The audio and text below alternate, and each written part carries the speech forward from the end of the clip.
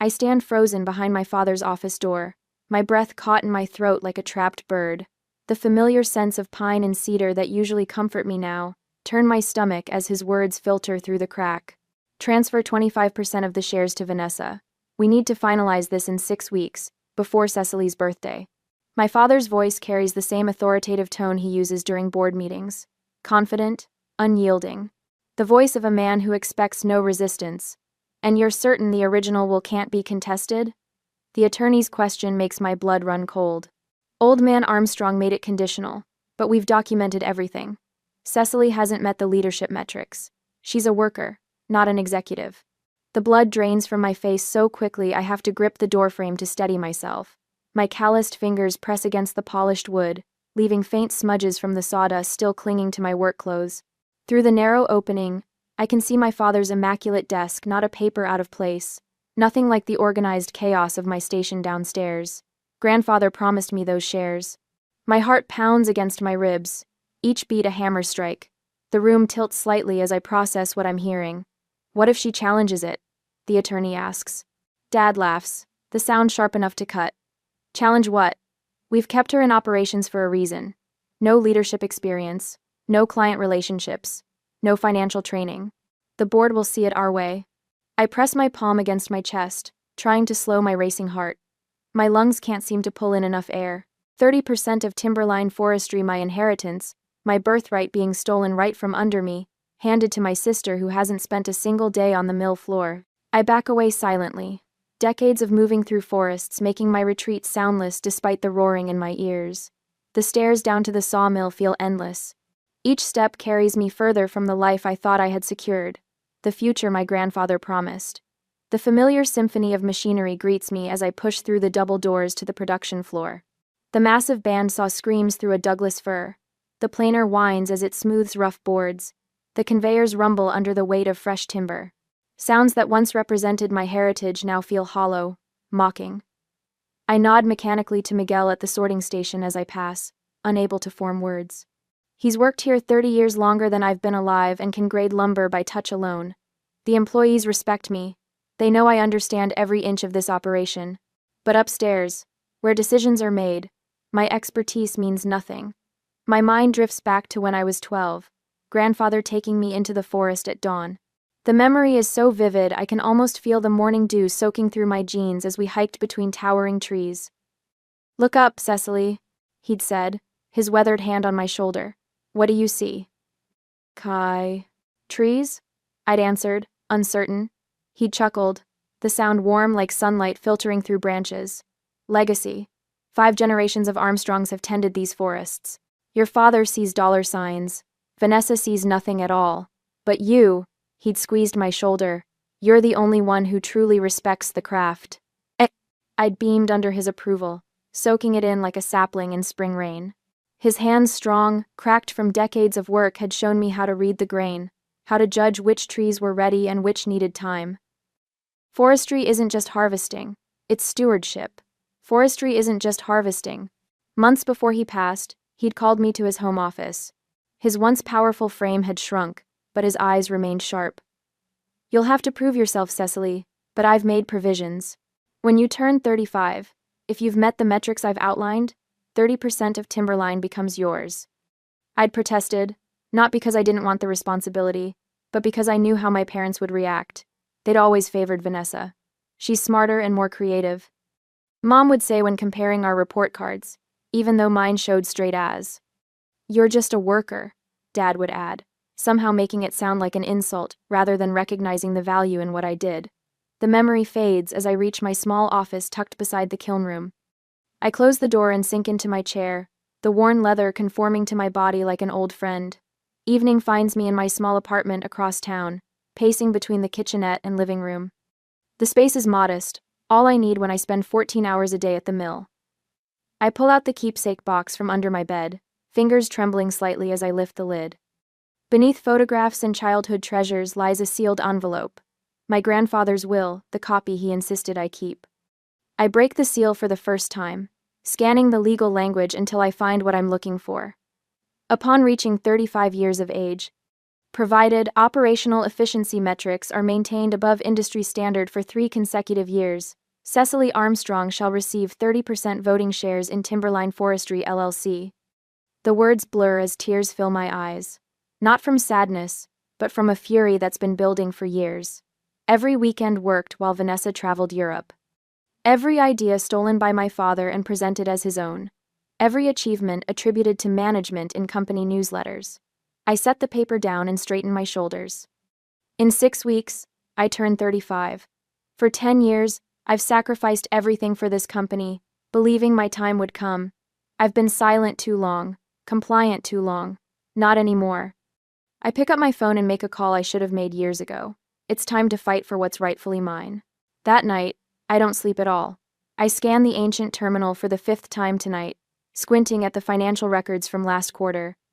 The office building stands empty except for the security guard dozing in the lobby, and my small desk lamp casting shadows across decades-old filing cabinets. 3 a.m. is the only time I can search without someone peering over my shoulder. The spreadsheet flickers on screen as I scroll down to production efficiency reports. My fingers hover over the keyboard as my eyes catch on a familiar achievement. Increased downstream efficiency by 18% while reducing waste by 22%. My project. My blood, sweat, and weekends for 6 straight months. But there beside it, project lead, Vanessa Armstrong. A laugh bubbles up, bitter as oversteeped coffee. I take a screenshot, add it to my growing collection. Not the first lie I've uncovered tonight. Not even the 10th. The screen blurs as my eyes water from exhaustion. Or maybe it's something else entirely. 3 years of quarterly reports tell the same story. Everything I've built, every improvement I've sweated over, credited to others, primarily Vanessa. The evidence forms a pattern as clear as growth rings on old-growth pine. I close my eyes and see myself hunched over production schedules while Vanessa posted Instagram photos from Paris, Madrid, Santorini. My calloused hands flying over calculations while she held champagne flutes at business school galas. All funded by the company by my labor. The memory of last February hits me like a physical blow. Jenna's wedding invitation still sits in my keepsake box. The regretfully declines box checked after Dad insisted I handle the emergency mill shutdown. 20 years of friendship, and I missed seeing my best friend walk down the aisle because a bearing had failed on the main saw. That's just your job, Cecily. Mom had said when I called, voice cracking with disappointment. Just my job, never Vanessa's. I shut down the computer and pressed the heels of my hands against my eyes. The betrayal isn't new, it's just finally documented. In black and white, irrefutable. Morning comes too quickly. I force myself through the mill floor inspection, nodding mechanically as Miguel shows me a great improvement on the oak shipment. When my phone buzzes with a meeting notification, I trudge upstairs like a condemned prisoner. The conference room smells of leather and my father's sandalwood cologne. Through the glass walls, I watch him gesturing expansively to 3 men, in suits, board members, and advisors I recognize from quarterly meetings. The restructuring gives us flexibility, Dad says, not noticing me in the doorway. Cecily runs operations smoothly, but Vanessa brings vision. When we shift controlling interest next month, we'll position for aggressive expansion without the traditional constraints. One advisor glances toward the door, spots me. Dad turns, his smile never reaching his eyes. Ah, Cecily, we were just discussing future planning. Nothing for you to worry about. Nothing for me to worry about. The same dismissal I've heard since childhood. I force a neutral expression and take a seat in the corner, watching him continue as if I were invisible. The perfect metaphor for my 34 years at Timberline. I escape as soon as possible, fleeing to the sanctuary of sawdust and machinery. My phone buzzes again. Vanessa, summoning me to lunch tomorrow. Lovely. The next day, I arrive at Riverfront Bistro 10 minutes early. Vanessa saunters in 20 minutes late, designer sunglasses pushed into hair that probably cost more than my monthly rent. Cecily. She air kisses near my cheek. God, you smell like wood chips. Don't you shower between shifts? I bite back the obvious retort about where our paychecks come from and force a smile. What's up, Vanessa? She orders a $60 bottle of wine before addressing me. Daddy wants me to get more familiar with the operational side before the transition. What transition? Vanessa's perfect eyebrows rise fractionally. Don't play dumb, Cece. Daddy always said I'd run the company someday. She tosses her hair back, diamond earrings catching the light. I mean, you're great with the blue-collar stuff, but this is business. Real business. The wine arrives. I don't touch mine. 30%, I say quietly. What? Grandfather's will gives me 30% of voting shares when I turn 35. 6 weeks from now. Vanessa laughs, the sound like breaking glass. Oh, honey, that was conditional on leadership metrics. She leans forward, patting my hand condescendingly. You've been stuck in operations for a decade. The board will never consider you leadership material. Because they've been systematically erasing my contributions. Because every achievement has been stolen from me, credited to others to her.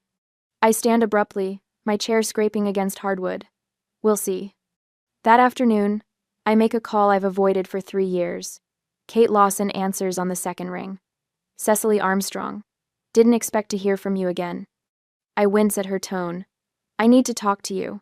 About what happened. Silence stretches between us. Kate had been our safety manager for 8 years before being fired suddenly for documentation inconsistencies. She'd maintained her innocence, but I'd stayed silent, believing my father's version of events. The roasting company. 4 o'clock, she finally says, then hangs up. The coffee shop sits across town from Timberline property, a deliberate choice. Kate looks older than I remember, silver streaking her auburn hair. Her eyes remain sharp, assessing. Why now? She asks, as I slide into the booth. They're stealing my inheritance. Kate's laugh holds no humor. Welcome to the club. They made you take the blame for their shortcuts, you know? I'm starting to understand that. I hesitate. Kate, I'm sorry I didn't stand up for you. Water under the bridge. She studies me. What do you want from me, Cecily? I take a deep breath. Information, evidence, anything that shows what they've really been doing.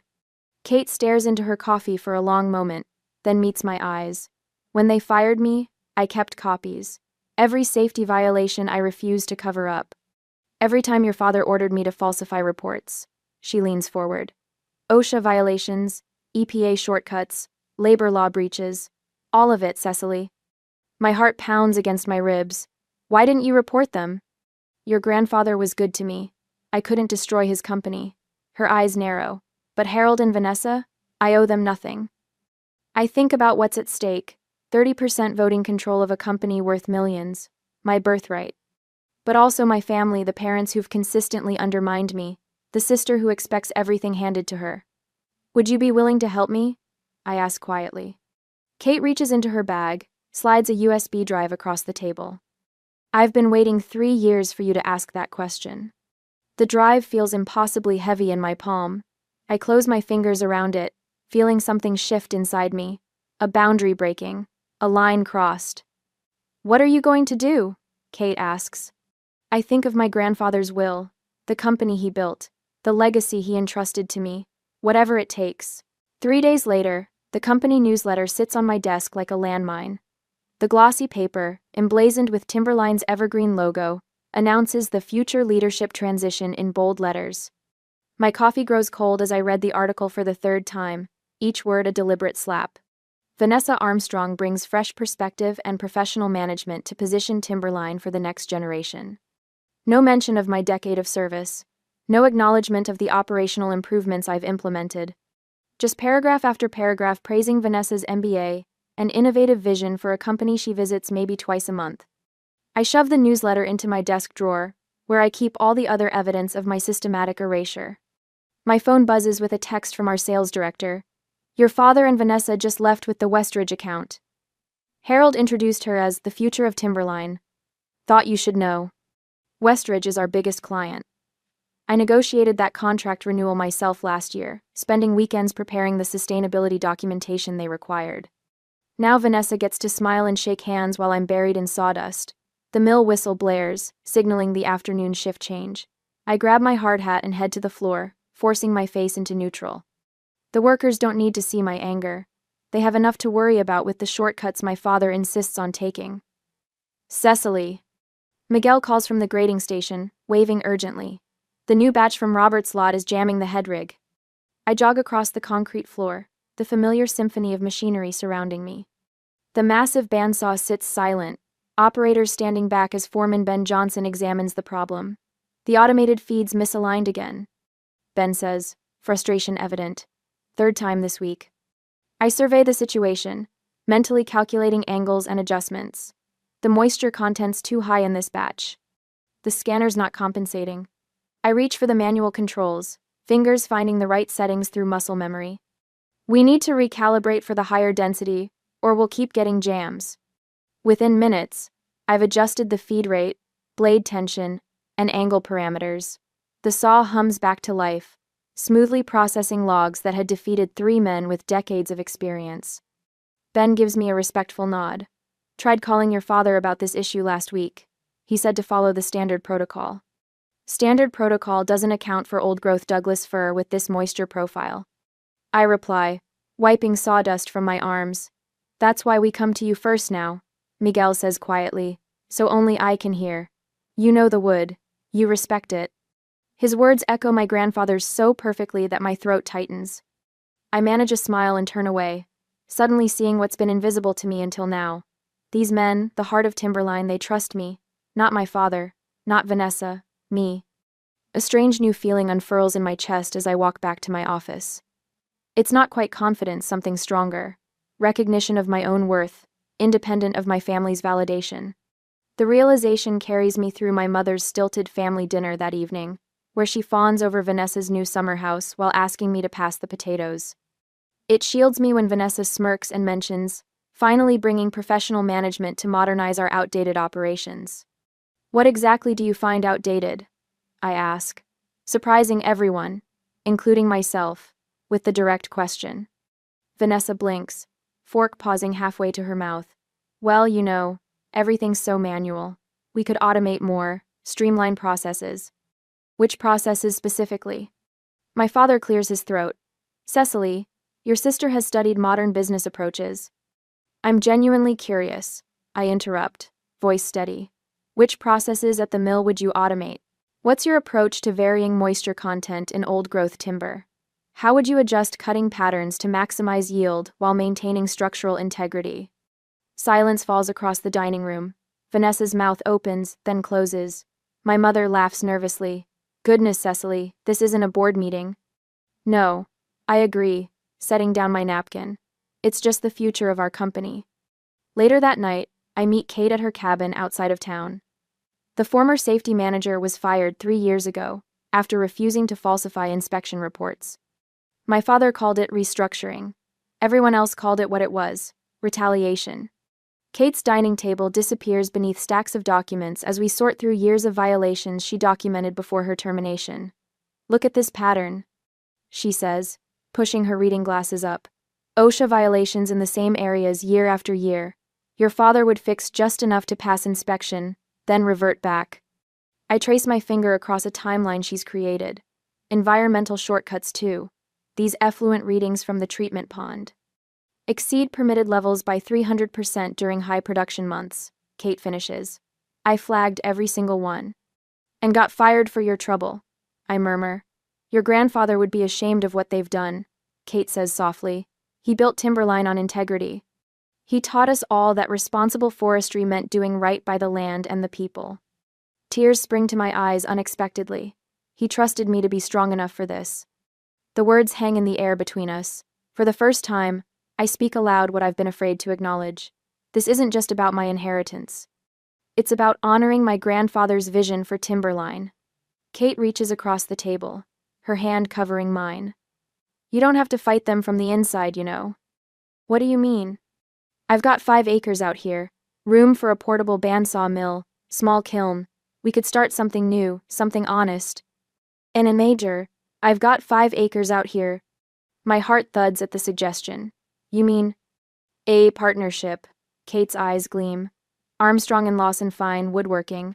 We create custom pieces from sustainably harvested timber. I've got the land, you've got the expertise. I can't just abandon Timberline, I say, though the possibility sends an unexpected thrill through me. Not abandoning. Creating leverage. Kate sorts through another pile of documents. If you have options, you negotiate from strength. The next morning, my phone rings with an unfamiliar number. The attorney I contacted yesterday, Marcus Winters, sounds impressed as he reviews my grandfather's will. These KPIs have been met and exceeded for the past 3 years. he confirms. The operation's efficiency metrics, sustainability benchmarks, employee retention rates, you've hit every target. The shares are legally yours, Miss Armstrong. I grip the phone tighter. My father claims I haven't met the leadership requirements. The will doesn't specify leadership in the way they're interpreting it, Marcus explains. It requires operational leadership, which you've clearly demonstrated. Your grandfather was quite specific about measuring outcomes, not titles. After the call, I drive out to my grandfather's favorite stand of old-growth forest. The ancient trees tower overhead, their massive trunks wider than my car.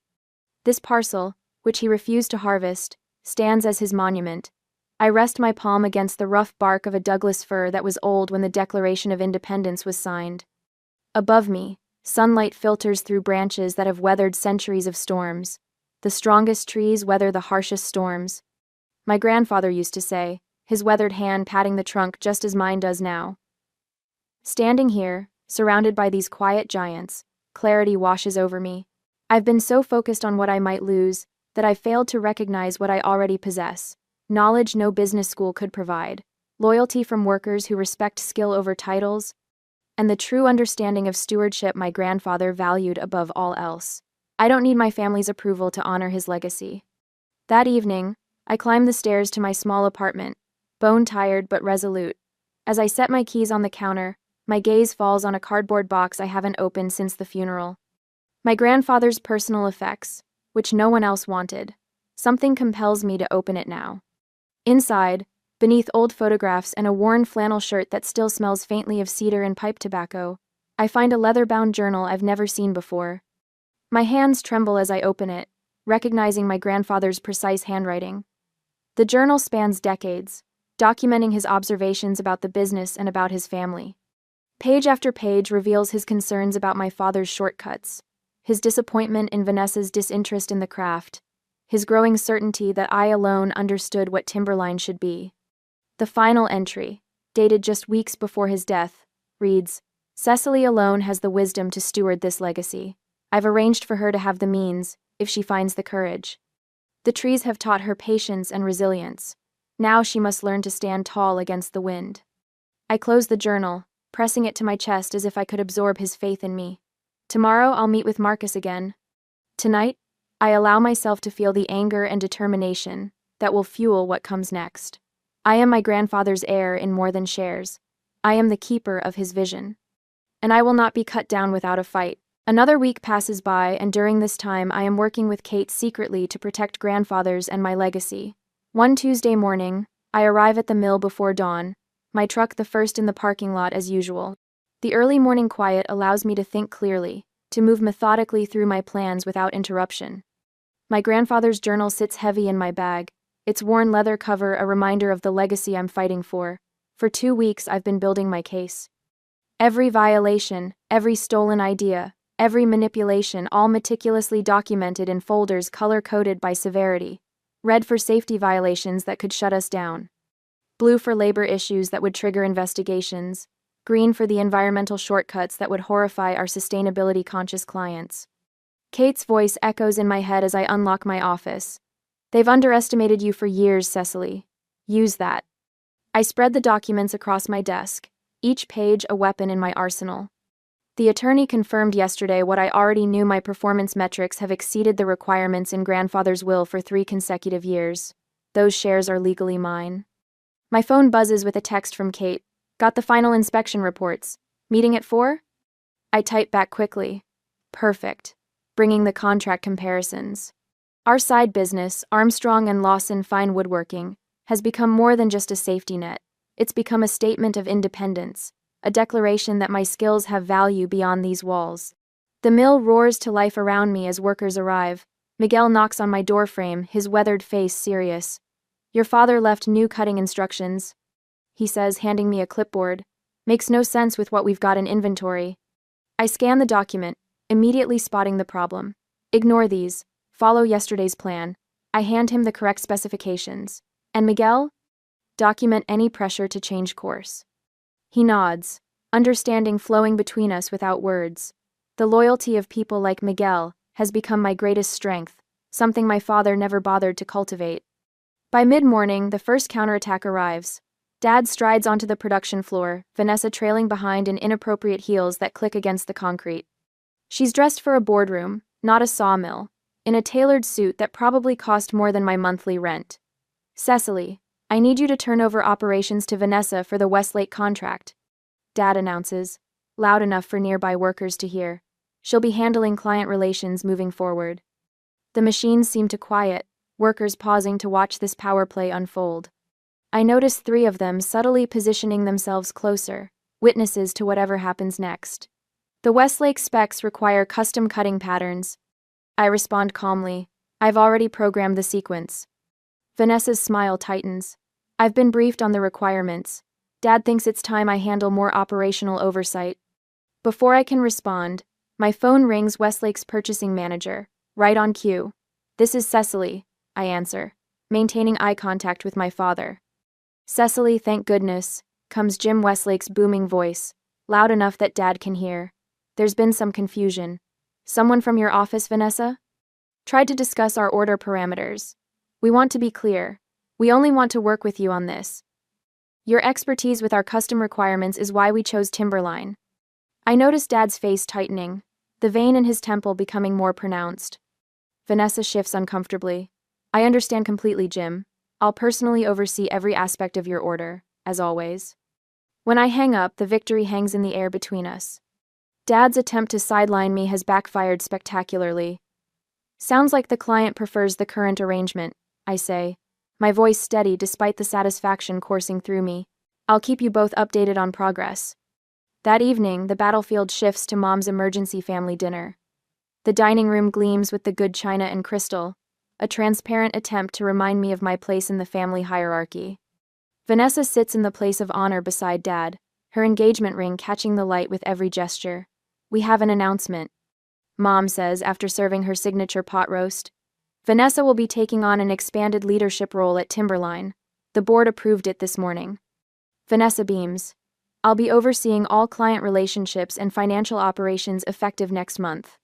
Quite the achievement for someone who's never graded timber, I observe, cutting my meat with precise movements. Mom's smile falters.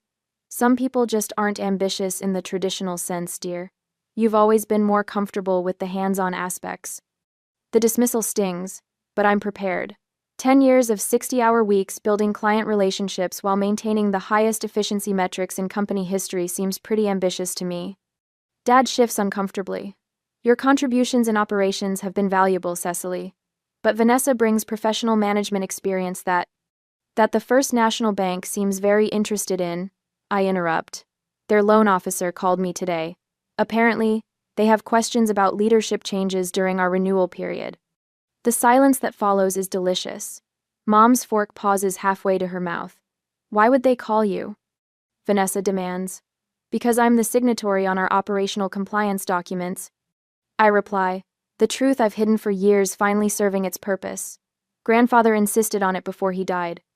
Later that night, I meet Kate at our workshop space, a converted barn on her property that smells of fresh-cut pine and possibility. She's organized the safety violations chronologically, creating a damning timeline of negligence. "The board will have no choice once they see this," she says, sliding the file toward me. 3 of the members were your grandfather's friends. They won't let Harold destroy his legacy." I run my fingers along a half-finished rocking chair, the wood smooth beneath my touch. "Dad and Vanessa had another argument tonight. I heard them in the driveway. She's panicking about taking over operations she doesn't understand." Kate smiles. "They're starting to realize just how badly they've miscalculated." I think about the meeting scheduled for tomorrow with grandfather's oldest friend on the board, about the attorney preparing formal challenges to any share transfer, about the loyal employees who've provided statements confirming my critical role. For the first time in years, I feel the tables turning, the power shifting. The future, clarifying. "They thought I was just a worker," I say, running my hand along the grain of the cherry wood. "They never understood that knowing how things actually work is the greatest power of all." On the confrontation day, I adjust my blazer as the elevator climbs to the top floor of Timberline's headquarters. For once, I'm not wearing sawdust-covered jeans, but a charcoal pantsuit I bought specifically for this moment. The weight of the leather portfolio in my hands reminds me of everything at stake. When the doors open, I spot my mother in the hallway outside the boardroom, elegant as always in her pearl earrings and cream blouse. Her eyebrows lift slightly at my appearance. "You didn't need to dress up for a family meeting, Cecily," she says, her voice carrying that familiar hint of criticism. I meet her gaze without flinching. I dressed appropriately for a business discussion. Her lips purse, but before she can respond, my father emerges from his office, Vanessa trailing behind him like a shadow. My sister's designer suit probably cost more than 3 months of my rent. The contrast between us couldn't be more stark, her manicured nails against my hands that no amount of lotion can fully soften. "Let's get this wrapped up quickly," Dad says, not quite meeting my eyes. "I have calls with the Seattle developers at 11. The boardroom feels colder than usual. I take a seat opposite my family, placing my portfolio on the gleaming mahogany table. Their attorney, Mr. Greenfield, sits at my father's right hand, his expression carefully neutral. Dad clears his throat. "We've called this meeting to discuss the future leadership structure of Timberline. As you know, we're entering a critical expansion phase." I watch his hands, the same ones that taught me to tie fishing knots when I was 7, now gesturing dismissively as if I'm a minor inconvenience. "We're transferring 25% of the shares to Vanessa, with 5% allocated to you, Cecily." My mother jumps in, her voice honey-sweet. "Vanessa has the education to lead Timberline into the future. Her MBA gives her the perspective the company needs now." Vanessa's smile doesn't reach her eyes. 10% is more than enough for someone who just works with her hands, Cece. You'll still have input on operational matters. The childhood nickname lands like a slap. I remain still, letting them continue. Dad leans forward, his tone shifting. "We're also considering restructuring the operations department. More delegation would give you time to explore other opportunities." The threat hangs in the air, unmistakable. "Your apartment lease comes up for renewal soon, doesn't it?" Mother asks innocently. "The subsidiary that owns the building is being evaluated for potential sale." Vanessa flips through her tablet. "I've been researching some updated operational approaches. Some of the current methods are rather outdated." My father delivers the final blow. "This is the arrangement we're implementing. You can accept it and continue with Timberline, or you can explore opportunities elsewhere." The silence stretches as they await my capitulation. I've given it to them for years. My silence, my compliance, my swallowed pride. Not today. I open my portfolio and remove a sealed legal envelope, placing it precisely in the center of the table. Grandfather's will is very specific about those shares. My voice comes out steady, stronger than I've ever allowed it to be in this room. The confidence in my father's expression flickers. "I know about the safety violations you've been covering up since 2018. I know about the forged environmental compliance reports. I know about the systematic wage theft from the night shift workers." I lay out each accusation like placing cards in a winning hand. My mother's face drains of color. "What are you talking about?" I remove a sealed letter from my attorney, sliding it toward Mr. Greenfield. "This confirms my legal right to all 30% of the shares, as stipulated in grandfather's will." Next comes a bound report. This documents that all performance KPIs have been met and exceeded for 4 consecutive years. My father reaches for it, but I'm not finished. I place a folder on the table. Signed statements from 17 key employees regarding safety and labor violations. They were instructed to ignore or conceal. 5. Finally, I set down a small USB drive. Here are years of evidence, every falsified report, every covered-up accident, every manipulation of the books. Mr. Greenfield picks up my attorney's letter, scanning it with increasing concern.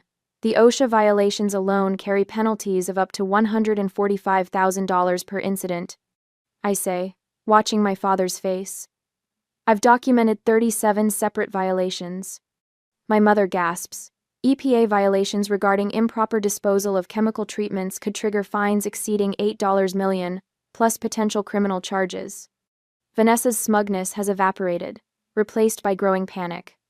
Labor Department investigations into systematic wage theft would result in back payments, penalties, and permanent damage to government contracts. I close my portfolio. My grandfather built this company with integrity. He entrusted me with preserving that legacy because he knew I was the only one who truly cared about the people who work here, not just the profit margins.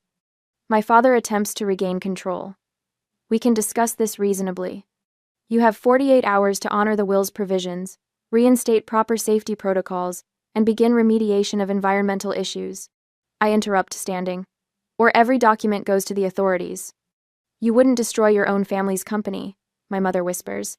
I'm trying to save it. I meet each of their eyes in turn. From you. I turn to leave, their stunned silence more satisfying than any shouting match could be. You can't do this, Vanessa finally manages, her voice thin with shock. Mr. Greenfield clears his throat. Actually, based on these documents, she can. He turns to my father. You have no choice but to comply. I pause at the doorway, the weight of 30 years of diminishment falling away with each step. 48 hours. I repeat, and walk out, leaving the family that underestimated me to face the truth I've finally had the courage to speak. The portfolio case slips from my fingers, hitting the hardwood with a thud that echoes through Rebecca's kitchen. Time freezes as my brother-in-law Daniel's eyes dart to mine, widening with unmistakable guilt. We need to start making plans to get her out now that the business deal is coming through, Rebecca had just said, her voice carrying clearly from around the corner. 5 months. That's how long I've lived under their roof, paying rent that's barely below market value in this overpriced Denver suburb. Today should have marked my unofficial anniversary in their home instead. It marks the moment I discover the truth. Allison. Allison. Rebecca spins around, her hand flying to her throat. I didn't hear you come in. I should say something, but the betrayal lodges in my throat like a stone. My entire body feels hollow, as if someone has scooped out everything inside me and left only a thin shell standing in their pristine kitchen, with its gleaming marble countertops and carefully arranged fruit bowl. The arrangement was never about helping family. It was a financial stopgap they're eager to end. You're home early, Daniel says, taking a small step backward, physically removing himself from whatever confrontation might follow. I remember that dinner back in March, the one where they'd presented this living arrangement as family helping family. Rebecca had reached across the table to squeeze my hand, saying, "What kind of sister would I be if I didn't help you get back on your feet after grad school?" What kind indeed. I'd been so grateful. Not just for the room, but for what I thought was genuine support. I'd paid my substantial rent on time every month. I'd cooked dinner 3 nights a week. I'd stayed late with their son Jeremy when their babysitter canceled. I'd scrubbed bathrooms and vacuumed stairs, and listened to Rebecca complain about clients who didn't appreciate her design expertise. The first warning sign had come last month, when I'd casually mentioned staying through winter. Rebecca's smile had tightened around the edges, her fingers tapping a rapid rhythm against her coffee mug. "Let's not get ahead of ourselves," she'd said. "Now it all makes sense." My hands steady as I bend to retrieve my fallen portfolio. 5 years of design school and a master's degree taught me precision under pressure. I straighten, meeting Rebecca's gaze directly. "I heard everything," I say, my voice calmer than I feel. "Let's talk honestly for once." Rebecca's cheeks flush, but she recovers quickly. We were just discussing future plans for the nursery. Her hand drifts to her stomach, though there's no visible pregnancy yet. "Rebecca." My tone stops her mid-sentence. "I heard you. The business deal came through, so now you don't need my rent money anymore." Daniel takes another step back, physically distancing himself from the conversation. It's what he always does: defer to Rebecca, retreat from conflict, become invisible when things get difficult. They're blood relatives, but in this moment he might as well be a stranger. Rebecca's embarrassment transforms into righteous indignation, her posture stiffening. "You shouldn't eavesdrop in someone else's home, Allison." "Someone else's home. Not our home. Not your home, too. Someone else's, Eliand." The words strike like a physical blow. I've been here 5 months, contributing in every way possible, yet I've always been just a visitor, an intruder, never family, despite the blood we share. "How long do I have?" I ask, clutching my portfolio closer. Inside are the preliminary sketches for the downtown contract that could make my career the one that requires me to be within commuting distance of the city center. "We can discuss details later," Rebecca says, suddenly all business. "We should sit down and work out a timeline that's fair to everyone." Fair. As if anything about this situation has ever been fair. I nod once, turning toward the stairs that lead to my temporary bedroom. Each step feels heavier than the last as the reality sinks in. I'm facing potential homelessness while working on the most important project of my budding career. Behind me, I hear Rebecca's whispered hiss to Daniel. This is exactly why we needed to plan this carefully. I keep climbing, my mind already racing through options, calculations, and possibilities. One thing is certain, I've always been a means to an end for them, never family. Just a convenient solution to a temporary problem. Well, now I have a problem of my own to solve. The next day, while they are outside, the glow of Rebecca's laptop screen illuminates my face as I stare at the email, my fingers frozen above the keyboard. I hadn't meant to open her account. The shared family computer had simply loaded her profile when I sat down to check my design deadlines.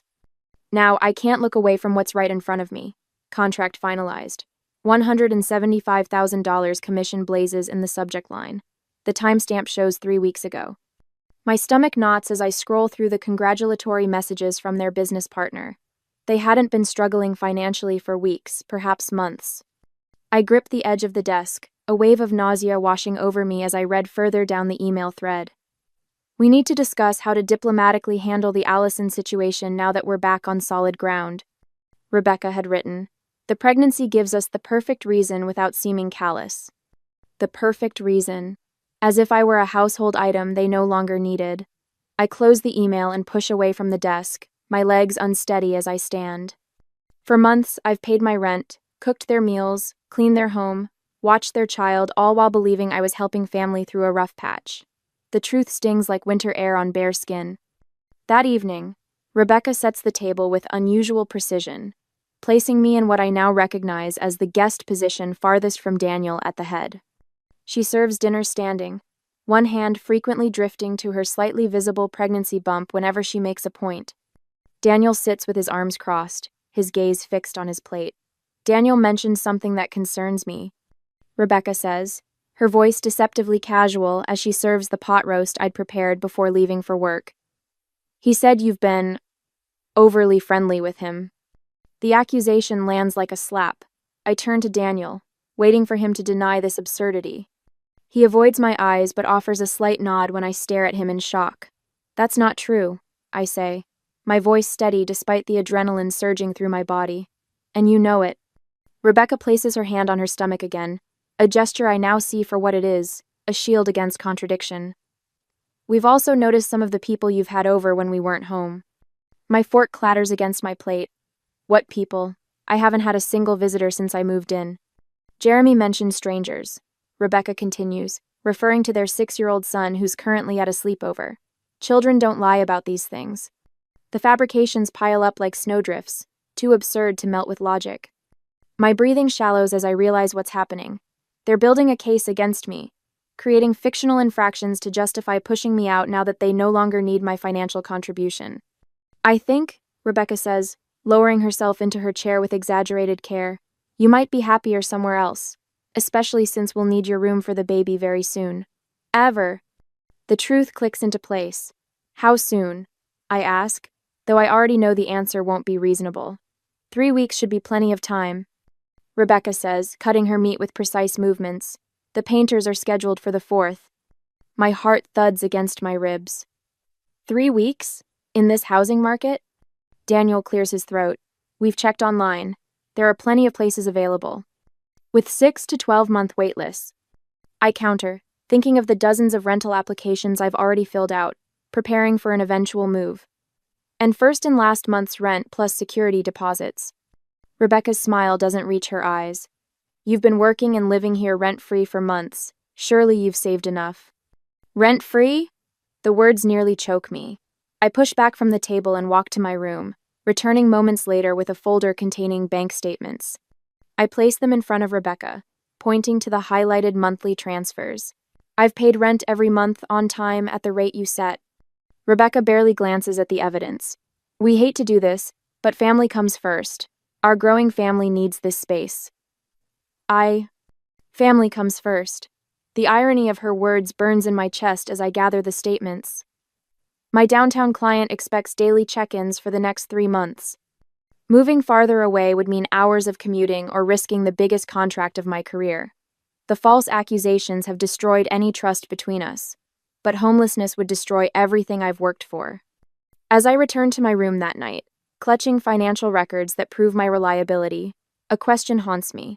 Should I confront their lies head-on and risk immediate eviction?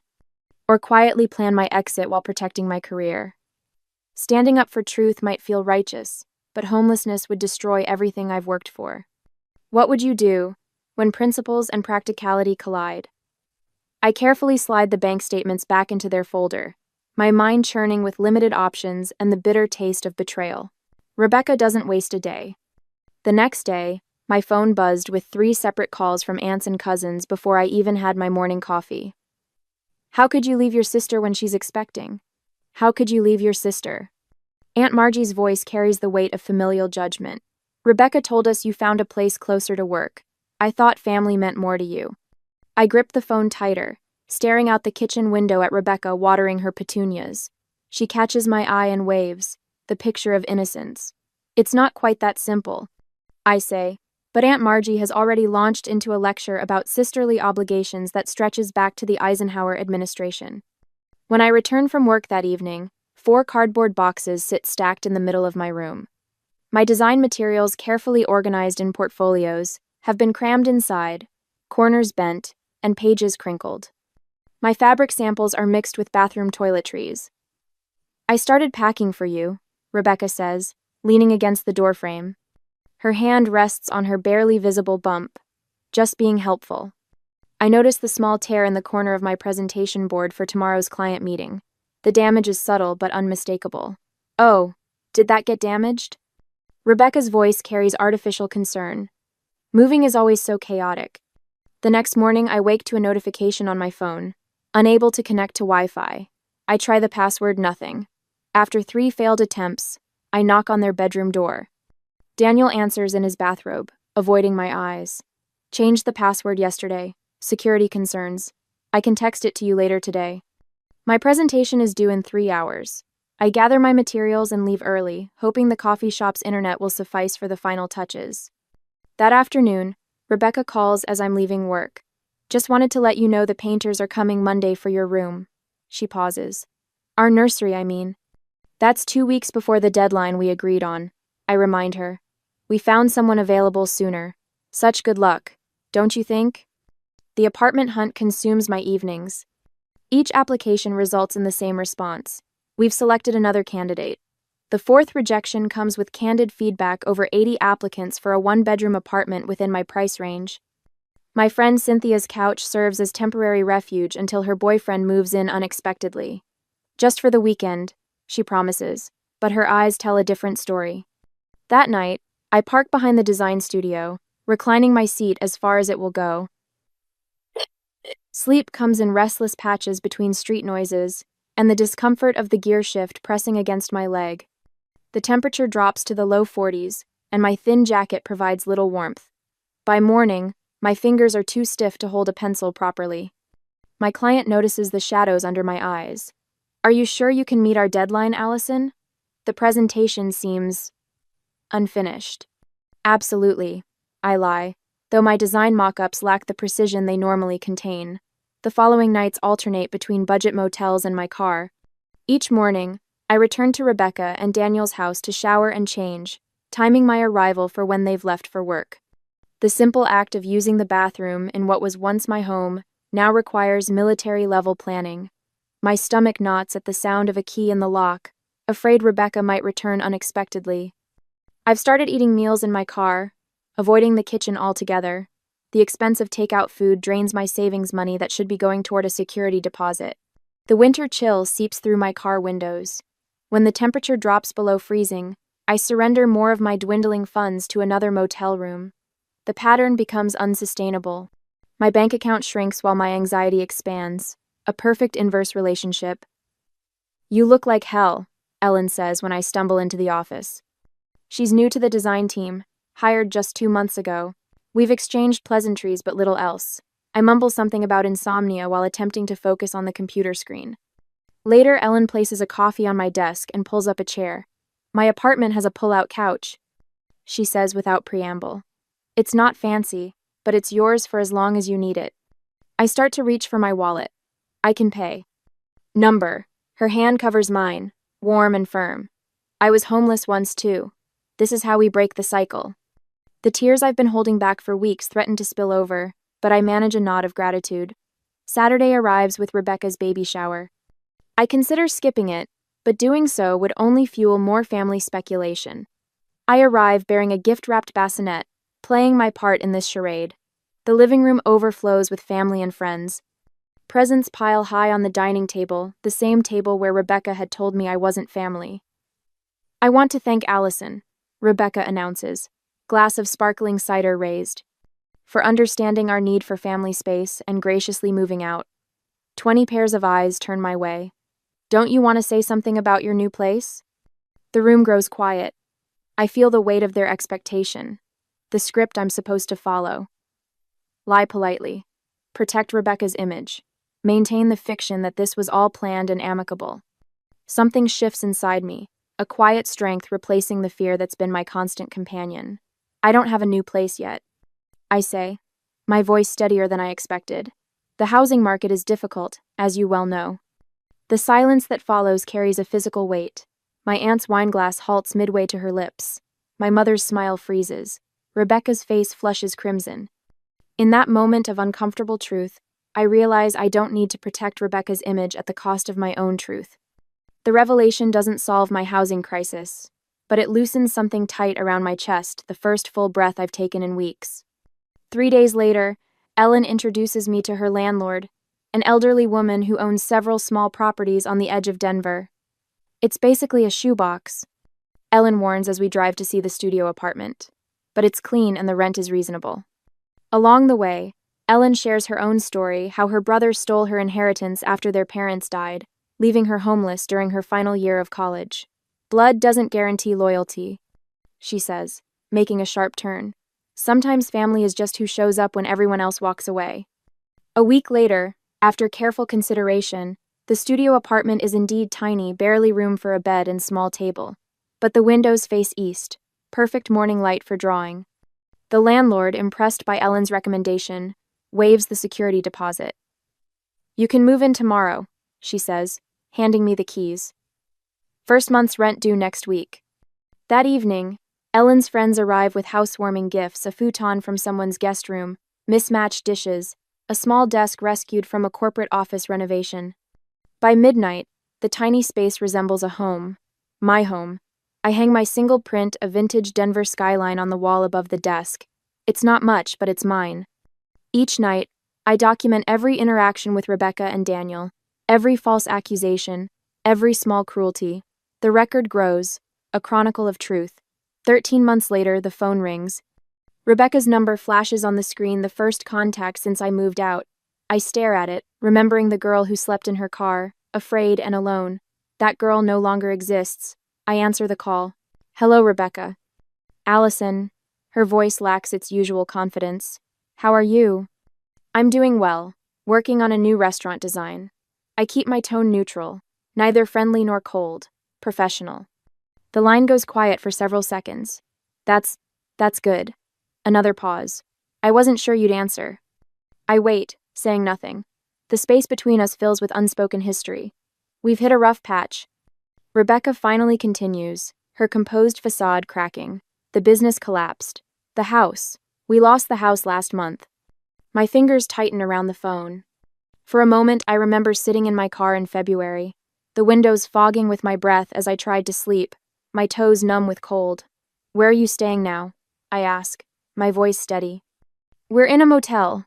Rebecca's voice breaks. Just temporarily. The kids. She stops, composes herself. We have 2 now, Jeremy and little Sophia. She's 4 months old. I jot down notes on my sketch pad. 2 children, no home, business failed. I approach this conversation like a design problem. Assess the situation, identify resources, determine options. How long can you stay at the motel? I ask. 3 more days. Maybe 5 if Daniel picks up some extra work. Her voice grows desperate as I remain measured rather than immediately offering help. We've applied for apartments, but with the business bankruptcy on our record. I nod, though she can't see me. The Denver housing market hasn't become any more forgiving in the past year. The children shouldn't suffer for adult problems, Rebecca says, her voice taking on a familiar, persuasive tone. They're innocent in all this. The statement hits me like a physical blow. I close my eyes and see myself curled up in the back seat of my Honda, shivering under a thin blanket, the January wind whistling through a window that wouldn't fully close. I had been innocent too. I understand children shouldn't suffer. I reply evenly. No one should. Look, I know things weren't perfect when you lived with us. Rebecca continues. We weren't at our best back then, but it wasn't that serious. Everyone goes through rough patches. Wasn't that serious? The dismissal solidifies something in me. I remember the boxes of my belongings stacked haphazardly in the hallway, design materials damaged beyond repair. I remember Daniel changing the Wi-Fi password without telling me, claiming security concerns when I needed to submit client work. Rebecca? I say carefully. What exactly are you asking me for? She hesitates. We need somewhere to stay, just until we get back on our feet. A month, maybe 2. Her voice drops to a whisper.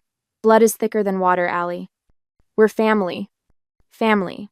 The word that once would have compelled me to open my doors without question now rings hollow.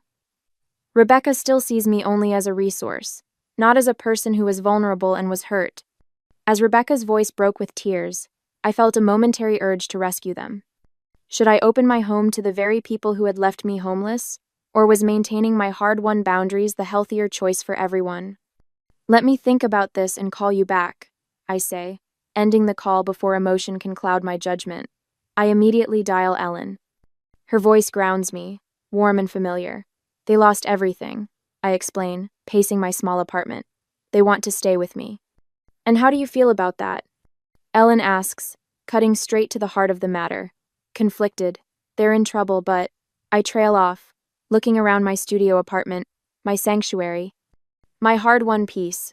Remember where you were a year ago, Ellen says gently. Remember how far you've come. Protecting your peace isn't selfish, it's necessary. We spend the next hour researching family shelters and housing assistance programs in Denver. Ellen emails me links while I compile information on rental assistance, food banks, and emergency housing options. This is genuinely helpful, Ellen reassures me. More helpful than sacrificing your well-being. By midnight, I've created a comprehensive document of resources. It's the kind of help I wish someone had given me, practical, thorough, respectful of their agency. My phone rings again just as I'm preparing for bed. Daniel this time, not Rebecca. Allison, I need to tell you something. His voice sounds different, weary, but somehow more present than I remember.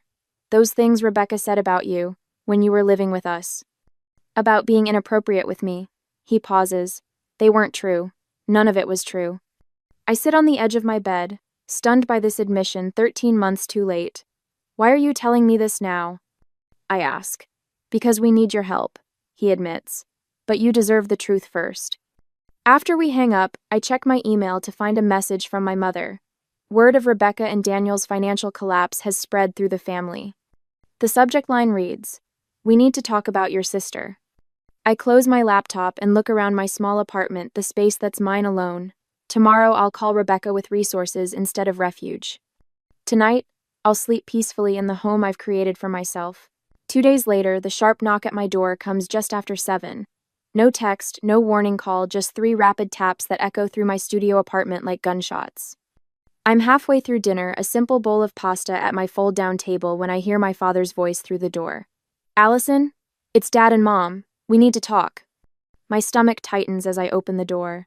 They stand shoulder to shoulder in the narrow hallway, Mom's fingers working the clasp of her purse, open and closed with nervous energy. Dad's usual confident posture is noticeably diminished, his shoulders slightly hunched. Can we come in? Mom asks, her eyes already darting past me to assess my living situation. I step aside, gesturing them into my home, all 400 square feet of it, the bed that doubles as my couch, the kitchenette, with exactly 2 feet of counter space, the drawing table where I create the designs that have slowly rebuilt my life. Dad clears his throat. We've spoken with Rebecca and Daniel. They're in a real bind, honey. They need somewhere to stay, Mom adds, her voice dropping to that soft, persuasive tone she uses when she wants something without having to directly ask. She's your sister, and those are your niece and nephew we're talking about. I say nothing. Just let the silence fill the room until Dad continues. Just for a month or 2 until they find something. He offers, as if this compromise is reasonable. Family needs to stick together during hard times. Mom's fingers finally still on her purse.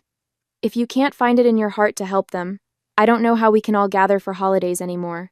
The tension would be unbearable. The threat hangs in the air between us. I take a deep breath and walk to my desk, retrieving a folder I'd hoped I wouldn't need to share. Please, sit down, I say, gesturing to my bed and the single chair by my desk. I remain standing.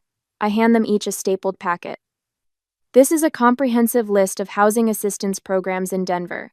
Section 8, Vouchers. Family shelters with private rooms. Rental assistance foundations. Churches that help with security deposits. I point to the highlighted sections. I've marked the ones that specialize in families with young children. My mother stares at the papers as if they're written in a foreign language. But you have space here. I don't, actually, I interrupt quietly. This apartment is barely big enough for me, but that's not really the point, is it? I sit on the edge of my desk, looking at the people who raised me. When Rebecca and Daniel pushed me out of their home, I spent nights sleeping in my car. In February, the temperature dropped to 19 degrees.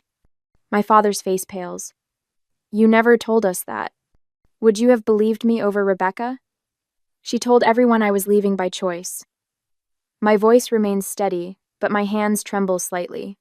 While I was looking for safe places to park overnight, they were in their 4-bedroom house with the heated floors Rebecca was so proud of installing. Mom looks down at the resource list again, her fingers tracing over the names of organizations. I rebuilt my life without family support, I continue. I found housing, kept my job, and created a new support network. They can do the same with the resources I'm offering. I tap the papers in their hands. Everything they need is right there. 2 weeks later, we all sit around my parents' dining room table, the first family dinner since Rebecca and Daniel's financial collapse. The tension is thick enough to cut with the butter knife beside my plate. Rebecca wears the mantle of victimhood like a designer dress, tailored perfectly to her frame. It's just hard to understand, she says, looking directly at our mother. Allison has space, but she won't share with family in need, after everything we did for her. That's my cue. I rise from my chair, retrieving folders from my bag. With deliberate calm, I distribute copies to everyone at the table. This is a timeline, I explain, remaining standing while they all sit with papers in hand. From the day I moved in with Rebecca and Daniel to the day I was forced out. It includes dates, conversations, and actions. You'll find my rent payments documented on page 2. The accusations Rebecca made against me are on page 3, along with witness statements from people who were actually in their home during that time. Rebecca's face flushes. This is ridiculous. You're trying to make us look... It's accurate. Daniel's quiet voice cuts through his wife's protest. Everything she wrote happened exactly that way. My mother's hand covers her mouth as she reads, her eyes widening at certain passages. Dad flips through the pages with increasing discomfort. I don't share this to hurt anyone, I say, meeting each of their eyes in turn. But I can't allow the story to be rewritten. I've learned something important this past year. I take a deep breath. I've found that true family doesn't have to share blood, it shares respect, honesty, and support. In the weeks that follow, I hear through Ellen that Rebecca and Daniel applied for housing through one of the programs I recommended. They qualified for emergency assistance based on having young children. The relationship with my parents hangs in uncertain territory, tense phone calls, awkward text messages, neither fully estranged nor truly reconciled.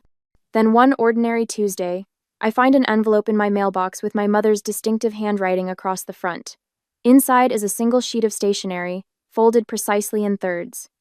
I hold it, unopened, wondering what bridges can be rebuilt, and which ones should remain in ashes. Sunlight streams through the floor-to-ceiling windows of my condominium, casting golden patterns across the hardwood floors I selected myself. 6 months after purchasing this place, I still catch myself pausing to absorb the reality that these walls, this space, this sanctuary belongs entirely to me. The nameplate on my desk catches the light. Allison Hartwell Designs, Building Beauty from Blank Slates. I run my fingers across the engraved letters, remembering sleeping in my car, wondering if my career would survive. Now my downtown office sits just 10 minutes away, and my client list grows monthly. Throughout the condo, framed photos tell the story of my chosen family. Ellen laughing during our hiking trip to Boulder, our impromptu Thanksgiving dinner when 4 of us crammed around my tiny table. The day my design for the Westbrook Hotel lobby was unveiled, with Ellen and our friends cheering in the background. Not a single photo shows Rebecca or Daniel. I adjust the last centerpiece as the doorbell rings. My first real housewarming party. Not in someone else's home, not in a cramped studio apartment, but in a space I designed to reflect every aspect of who I've become. This place is absolutely gorgeous, Ellen says, stepping inside with a bottle of champagne. Others follow colleagues, friends, neighbors, all people who showed up when it mattered. You've created something spectacular here. The afternoon unfolds with laughter and conversation flowing as freely as the wine. So different from those tense dinners at Rebecca and Daniel's, where I constantly calculated how to appear grateful enough, helpful enough, invisible enough. A toast? Calls out Jackson from the design firm. To Allison and her incredible new home.